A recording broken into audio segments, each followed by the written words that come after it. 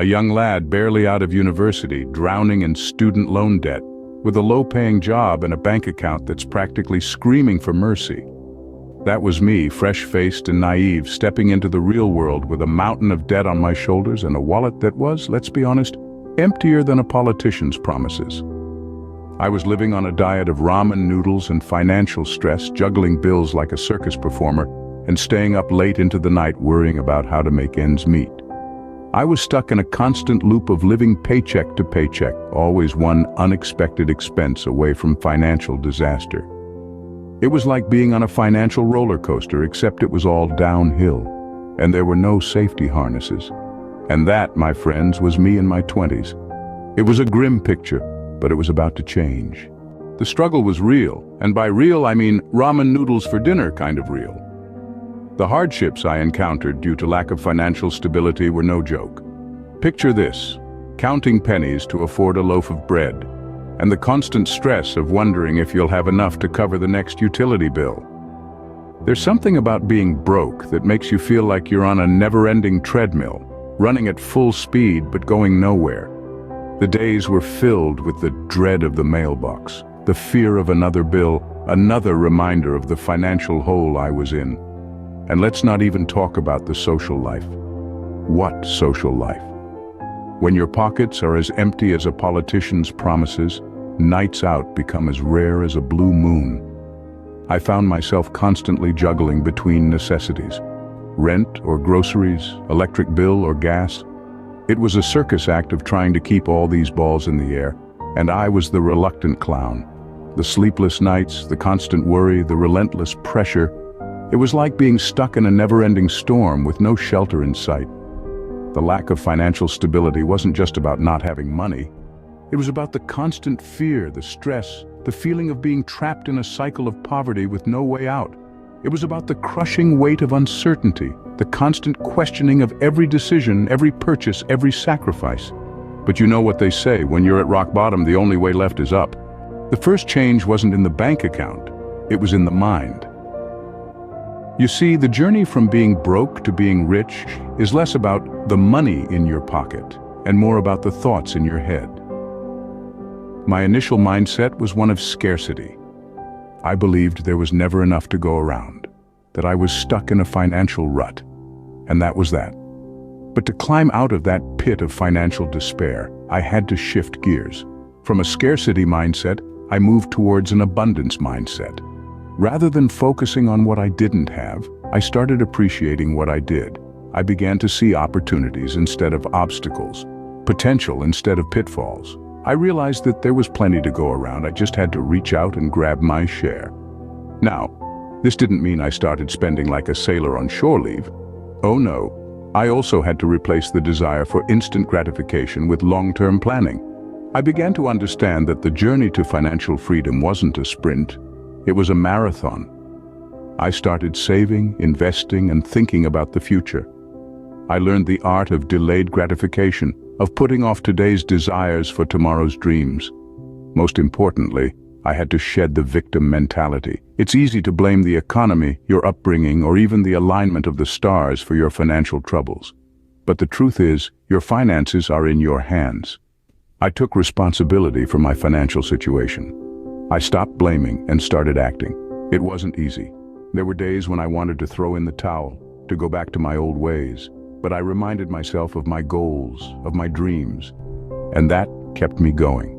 Every step, every penny saved, every wise investment was a brick in the foundation of my financial freedom. But let me tell you, changing your mindset isn't a one-time thing.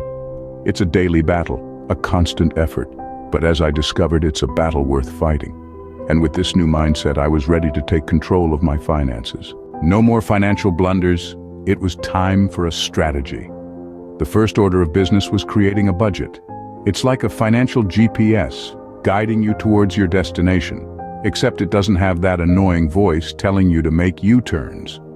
I started tracking every penny, and let me tell you, it was as much fun as a root canal, but it was necessary to understand where my money was leaking. Once I knew where my money was going, I started cutting unnecessary expenses. You wouldn't believe how much I was spending on avocado toast and lattes. I know it sounds like a cliche, but it's true. I swapped out fancy meals for home cooking, and trust me, my cooking would make Gordon Ramsay cry. But it was all part of the plan. Next, I looked for ways to increase my income streams. This didn't mean rob a bank or sell a kidney. I started freelancing, picked up odd jobs, sold stuff online, anything to make some extra quid. Then came the smartest move of all, investing wisely. I didn't become a Wall Street wolf overnight. It was more like a cautious squirrel, burying little acorns that would grow into mighty oaks. I invested in low-risk, long-term assets and let compound interest do its magic. Slow and steady, the financial situation started to improve.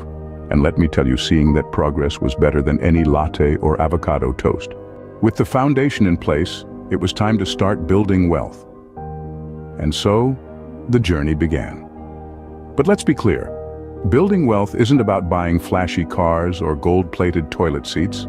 It's about creating a safety net that allows you to live life on your terms. It's about ensuring that money is working for you, not the other way around. The first step was investing in assets, real estate, stocks, bonds, you name it. The key is to buy things that appreciate in value over time, not depreciate faster than a lead balloon. And when it comes to investing, diversification is your best friend. Putting all your eggs in one basket is as sensible as using a sieve to carry water. Next was creating passive income streams. The goal here was to make money while sleeping, not to work until I drop. Rental properties, dividend stocks, even a little online business selling knitted tea cozies. The point is, passive income gives you the freedom to earn without trading your precious time.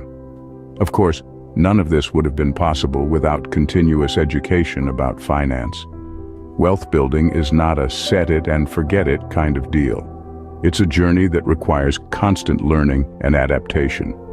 There were countless nights spent studying finance books, attending workshops, and listening to financial podcasts until my ears tingled.